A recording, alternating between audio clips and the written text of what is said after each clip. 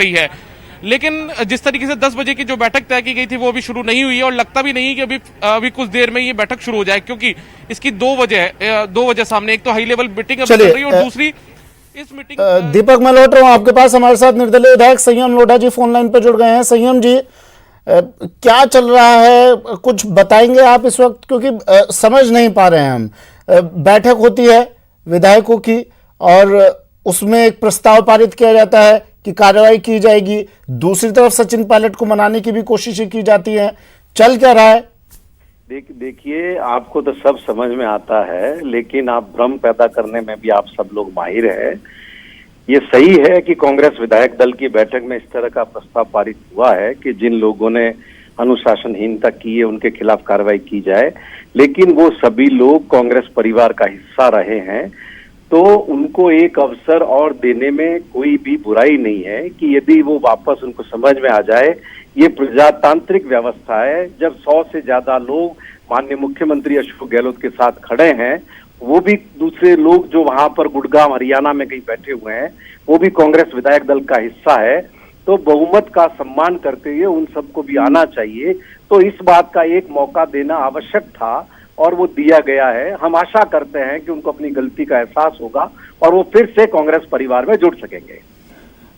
Sir ठीक है, गलती का एहसास होगा, मनाने की कोशिशें भी की जा रही हैं, लेकिन आपको लगता है इस तरह जब कार्रवाई की बात की जा रही है कि हम कार्रवाई करेंगे जिन्होंने भी पार्टी के खिलाफ जाने की कोशिश की, ऐसे वक्त पर अब वहां से क्या प्रतिक्रिया आएगी? आपको मैं याद दिलाऊं, उत्तर प्रदेश के अंदर एक डेलीगेशन में बीएसपी के 5 एमएलए सरकार के खिलाफ दिल्ली प्रदर्शन में चले गए थे एक, और उसमें उनकी सदस्यता खत्म हो गई थी, आपको पता है।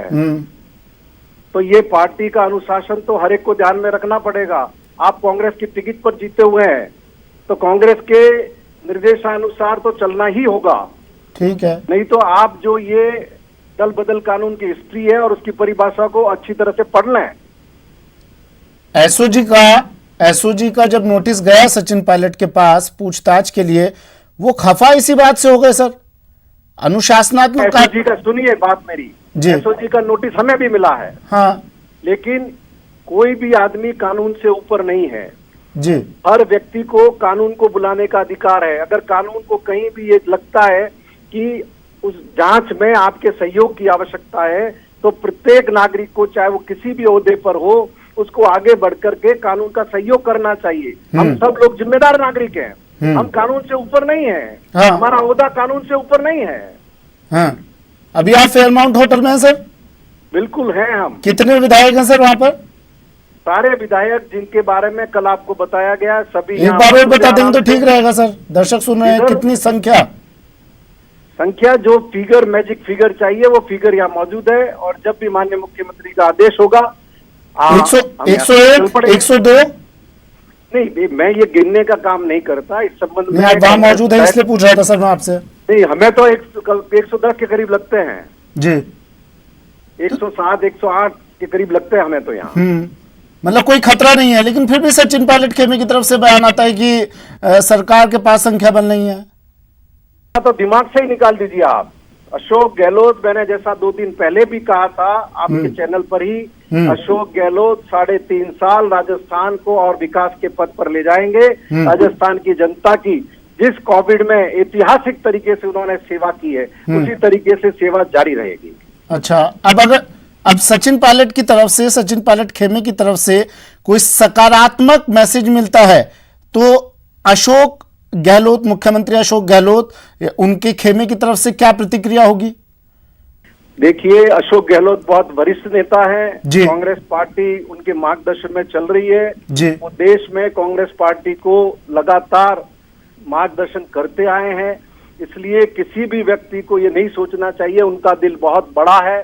और जो भी हमारे साथी इधर उधर हुए हैं, मैं फिर आपके चैनल के माध्यम से उनसे अपील करता हूं कि वो अपने परिवार में लौट जाए। राजस्थान की जनता ने कांग्रेस पार्टी की सरकार की स्थापना के लिए वोट दिया है, सोनिया गांधी और राहुल गांधी के आह्वान पर वोट दिया है। किसी को भी उससे पृथक जाना नैतिक रूप से पूरी तरह से गलत है और हर दृष्टि से गलत है। देखिए सर, हालांकि देखिए मीडिया का काम होता है सवाल पूछना, और जो तस्वीरें होती है वही हम लोग दिखाते हैं। आप चाहे ये कह लें कि हम लोग भ्रम की स्थिति पैदा कर रहे हैं, हम तो जो तस्वीरें हमारे पास आती है उसके हिसाब से हम 4 लाइन लिखकर पेश कर देते हैं। अब आप सचिन पायलट अशोक गहलोत के बीच में क्या चल रहा है क्या नहीं चल रहा है हम शुरू से दिखा रहे हैं। क्यों सर सुनिए सर, एक मिनट मैं अपनी बात कंप्लीट कर लूं। एक छोटा सा सवाल है, अशोक गहलोत मुख्यमंत्री का दिल इतना बड़ा है, सब जानते हैं, जननायक हैं अशोक गहलोत, फिर क्यों सर ये मतभेद ये मनभेद इस लेवल तक पहुंच गया? कि जब 100 से ज्यादा लोग कह रहे हैं कि अशोक गहलोत हमारे नेता हैं, तो 10 आदमी या 15 के आदमी के आधार पर तो कोई भी व्यक्ति मुख्यमंत्री नहीं बन सकता है, ये तो समझना चाहिए ना। हाँ। तो स्वीकार करके एक पूरी पार्टी को एकजुट रखते हुए जिस तरह से पहले काम करते आए उस तरह से करना चाहिए। सर जो समझाइश की कोशिशें अब की जा रही हैं, क्या ये पहले से नहीं की गई कोशिशें? समझाइश की आवश्यकता नहीं है, वो भी मैच्योर लोग हैं, सब सारी तरीके की समझ रखते हैं। किसी ने गुमराह कर दिया है, कोई गलत बात दिमाग में आ गई है और ये इतना पति का कदम उठा लिया है, तो 1.5 साल में सर 1.5 साल में ये स्थिति बन गई, 2 धड़े बट गए पार्टी में। नहीं देखिए, कुछ चीजें तो शुरू से आप नहीं धड़े वाली बात नहीं है, कुछ चीजें तो शुरू से पता है कि मुख्यमंत्री पद के हर पार्टी के अंदर ज्यादा बनने के इच्छुक लोग होते हैं। हाँ। एक बार जब कांग्रेस हाईकमान के माध्यम से, कांग्रेस विधायक दल के माध्यम से कोई बात तय हो गई है तो उसमें सर वही सवाल मेरा है, हर आदमी के मन में इच्छा होती है, तो ठीक है, लेकिन विधायक दल का नेता जब चुन लिया गया है तो उसकी अगुवाई में काम करे ना, और अगर नहीं किया जा रहा तो कहीं ना कहीं मनभेद है, मतभेद है, मनमुटाव है, क्यों नहीं उन मनमुटावों को, उन मतभेद को दूर करने की कोशिश की गई? भाई जब खुले दिल से सब बात करने को तैयार है तो आएंगे तभी बात होगी ना। और बाकी की जो बात है वो तो फिर आप, जो आपका सवाल है कि भाई वो क्यों नहीं कर रहे ये तो गुड़गांव हरियाणा में बैठे लोग जवाब देंगे इसका। ये जवाब हमसे थोड़ी बनता है, ये प्रश्न भी हमसे नहीं बनता है। सचिन पायलट ने पहले भी कहा था कि शायद, और यही वजह रही होगी सर, अब तो जनता के सामने है, क्या उपेक्षा की जा रही थी उनकी पार्टी में? किस तरह की उपेक्षा की बात है? उन्हें पार्टी का आज भी उनका पूरा सम्मान है।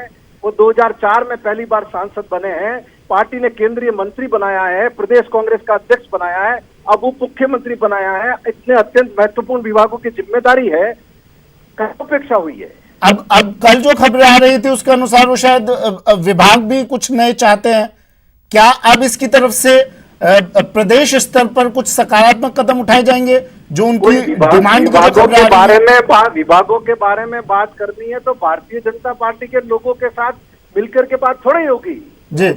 इस तरीके से पूरे देश के अंदर वातावरण तो भारतीय जनता बिगाड़ना चाहती है। नहीं, बीजेपी का तो सवाल ही नहीं है ना यहाँ पर। मैं तो ये पूछ रहा हूँ सचिन पायलट की जो डिमांड है, जो कल से खबरें चल रही हैं मीडिया में, क्या उस डिमांड पर सकारात्मक कदम अब प्रदेश स्तर पर, क्योंकि आलाकमान तो मेरे ख्याल से चाहता है सकारात्मक है, आलाकमान तभी उनसे बात करने की कोशिश की जा रही है, प्रदेश स्तर पर बात की जाएगी।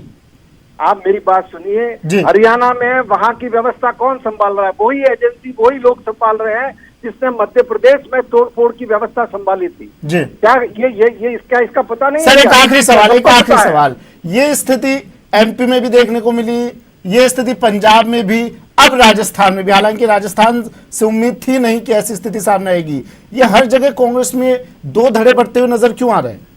कांग्रेस में धड़े की बात नहीं है, ये खरीद फरोख्त है, ये प्रलोभन है, ये प्रजातंत्र की हत्या का प्रयास है, कमजोर चरित्र। चलिए सर, शुक्रिया, आप खरीद फरोख्त तो ठीक है, शुक्रिया संयम जी अपना कीमती वक्त हमें देने के लिए, बात करने के लिए। तो पहले मीडिया भ्रम की स्थिति पैदा करती है और अब खरीद फरोख्त की बात संयम लोढ़ा कह रहे हैं। न्यूज 18 से विधायक संयम लोढ़ा ने कहा है कि गहलोत सरकार के पास पर्याप्त संख्या बल है और पायलट अपने परिवार में लौट।